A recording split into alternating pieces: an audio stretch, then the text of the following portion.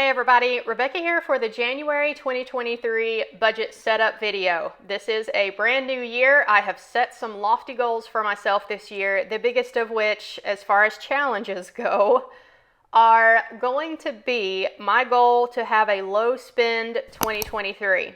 So if I'm being honest with myself, I am coming off of a very spendy December 2022 and honestly a very spendy 2022 in general. If you've been with me for a while on the channel, then you know I have spent money like it was going out of style in 2022. Most of it was doing home renovations on this house that I bought. But just in general, I have struggled all year with my grocery and household budget and spending too much damn money on Amazon. So my low spend 2023 challenge is really going to be hard for me, but I have got to pull the reins in on my spending, get back to basics. That way I can finish paying my mom the money that I owe her and really start investing aggressively so that I can achieve financial independence and retire early. Now, I'm not going to achieve that in 2023, but that goal of FIRE is the ultimate goal for me here on the channel, and my plan to do that is to just invest aggressively until my portfolio reaches such a size that I am able to live off of my portfolio and no longer need to work for a W-2 income. So if I want to do that, then I need to start investing. And if I want to start investing aggressively, then I need to finish getting my mom paid back. And to do all of this faster means that I have got to get my spending in check for 2023. So that is my goal here. That being said, this is kind of a weird month for me because I am taking a trip to Sweden. We're starting off 2023 with a big travel trip here. So I'm sure there's going to be expenses on my trip while I'm over there. So with that in mind, let's just take a look at this January 2023 budget and see what I'm planning for so far. All right, guys, here we are. This is my Google Sheets budget for January 2023. If you like the style of this budget, you can download this template for free. Check the first link down in the description box below. It will take you to my Ko-Fi page where you can download this for free. You just click on File and make a copy, and then you can have a copy yourself that you can edit. So, starting at the top with my net income for January 2023. This one is a little bit of a tricky month for me. First of all, I get my 2 paychecks as usual, but I do have them blacked out for privacy. I don't show my individual paychecks on the channel. Furthermore, I'm getting a 1.5% raise in January 2023, so that's going to push up my paychecks a little bit. Also, I did sign up for 1 extra night of overtime towards the end of December. So one of my paychecks is going to be a little bit larger, and I should actually also get some bonus pay for that shift. So whenever you start factoring in bonus pay and overtime and raises, I don't exactly know what my paychecks are going to be. So I've tried to estimate as close as I can, and I am also getting a retention bonus in 2023. I am an ultrasound technologist. The company that I work for has lost a ton of people in 2022. So for those of us who remain with the company, they offered retention bonuses to keep us for the next couple of years. So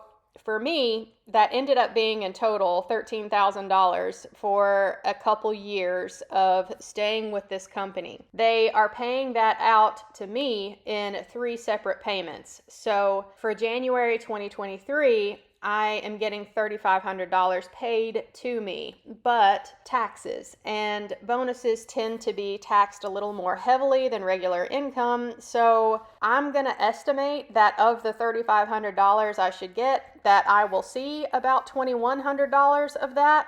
So that's supposed to be paid to me on January 5th. We'll see what it actually ends up being whenever January gets here. But yeah, this first month in 2023 It's going to be a big income month for me. I just don't know exactly how much it's going to be. I'm expecting and budgeting for $7,400 worth of income to work with in January. I wish every month was going to be like that, but sadly it will not. So I'm going to try to take advantage of the first month of the year here to really hit some of the larger financial goals that I'm working on.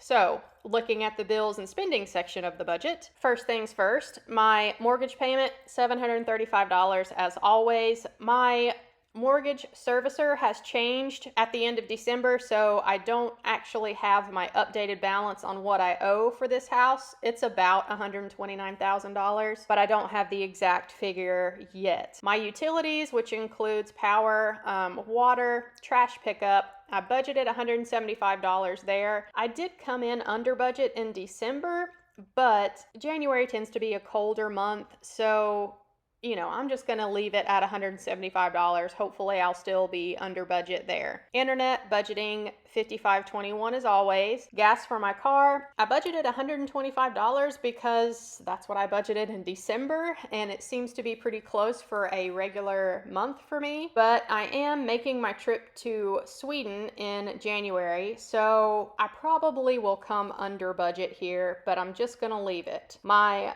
food and household budget. So this is the first big challenge for me for my low spend year. I'm leaving it at $600. I always struggle with it, but I'm going to try my best to stick with this $600 food and household budget throughout the entirety of 2023. Now, it should actually be pretty easy for me to stick to this for January because, again, I'm going to be in Sweden for part of the month. So I actually expect to stay well under budget here for the food and household, but I'm just leaving it at that $600. My mom, so I owe her some money. As of the moment that I am recording this video, I owe her $9,750 of the $15,000 that I owed her, and I am hoping that I can send $4,000 her way in January 2023. All of the extra money that I am bringing in January, the overtime, the bonus pay, the raise that I get, this retention bonus, all of that, anything I have left over at the end of the month is going to go back to my mom to pay her back as quick as I can. So I am hoping that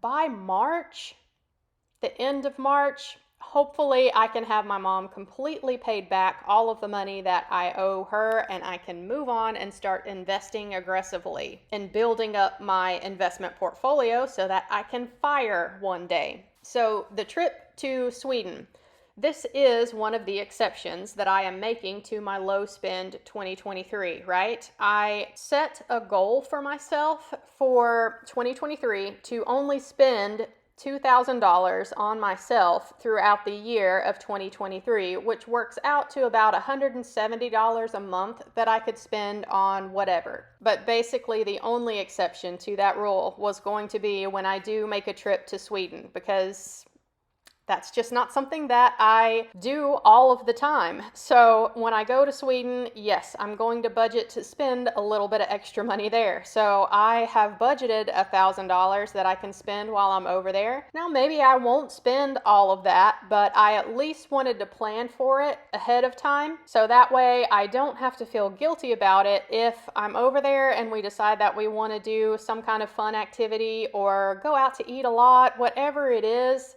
I am okay with spending a little bit of extra money while I'm on vacation. Furthermore, this trip in January is a very special trip because me and my fiance are getting married in Sweden while I'm over there. So yeah, we're gonna have, some extra spending going on, and that's fine. My fiance was gracious enough to completely pay for the wedding and honeymoon expenses. And if I'm being honest, it does bother me a little bit. And if I did not owe my mom this money, then I would not have let him do that. I would have split the costs 50-50 with him.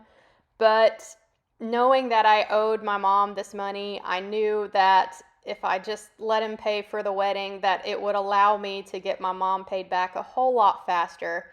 So that was a huge help. And that's yet another reason that if I want to treat us to going out to eat a lot more while I'm over in Sweden and we're on this vacation and on our honeymoon, then yeah, I'm going to spend some money while I'm over there taking us out and making sure that we have a really good time. So I am hoping that by the end of January, I will owe my mom less than $5,000. That would be great if I could get her under that $5,000 mark. And that's what I'm gonna try to do.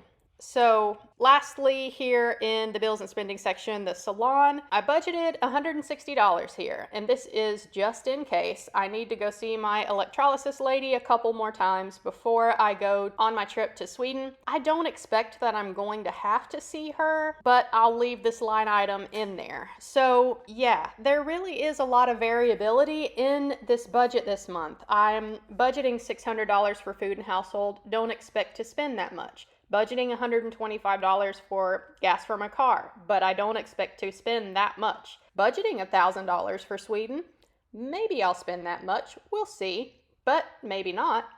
And then salon, I may not even spend any money on electrolysis in January, we'll see. So if I'm able to keep some of these costs down, then that would be extra money to go to my mom. But grand total down here for the bills and spending section is $6,850.21. Looking at my debt section, the only debt I have left is my car, and my payment for December has gone through. So I am now under the $26,000 mark for my car. I owe $25,517.50. I have a 2021 Chevy Trailblazer that I bought new, and the interest rate on it is 1.98%, so not very much. I'm not paying it aggressively, but I am throwing a little bit extra at it every single month just so that every couple of months I can see this balance drop by another $1,000. So I'm planning on paying $555 as usual, and if and when the stock market recovers, I may start paying this off a little more aggressively. I do want to mainly focus on investing, especially while the markets are struggling and off of all-time highs, but once we return to all-time highs, who knows when that will be, I may consider throwing some extra money at this every single month just to get it completely paid off and have that extra cash flow to do whatever I want with. Lastly, down here is my investing and fire tracking section of the budget. This is a members only section for my channel.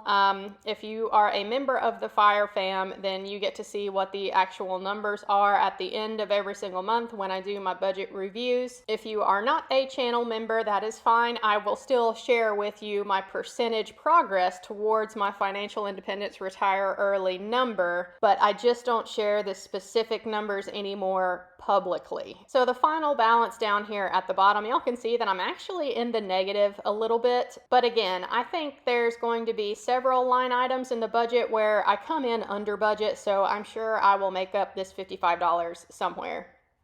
All right, y'all, there you have it. That is the plan for January 2023, and I have some big goals for the year, but the first month of the year is definitely starting out with a curveball because I have all this extra income coming in that I'm not exactly sure how much it's going to be, and I also have extra expenses flying over to Sweden and spending some time there, getting married, having a honeymoon. It's, yeah, who knows what the ultimate spending will be when it comes to that. So I'm hopeful for 2023, but it's going to be a challenge starting from the very first month. So we'll see how it goes. I hope that you guys will stick with me for the journey. If you have started looking at 2023, let me know what your goals are down in the comment section down below. Thanks for watching as always. I appreciate you guys, and I will catch you in my next one. Bye, y'all.